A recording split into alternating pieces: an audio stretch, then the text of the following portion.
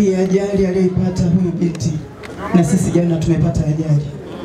Gari iliyokuwa imechukua mwili wa huyu binti, basi tumepata ajali mbaya sana. Mnapomuona yule mama kajifunga mdomoni, ameshonwa, ameumezwa kwenye mdomo. Yule mama amechanika, ameshonwa nyuzi, na ni familia ambayo imeumia. Kuna mtoto wa kike naye ameumia. Alafu kuna mtoto wa kiume ambaye tumeshindwa, baada ya kuwa tumepeleka pale hospitali imeshindikana, imebidi tumpeleke kule Dodoma. Niombe sana tuendelee kuiombea familia hii. Lile basi lililotoka Mbeya limekwisha lote. Ndio maana mliniona hapa mimi nimeshindwa kuzungumza.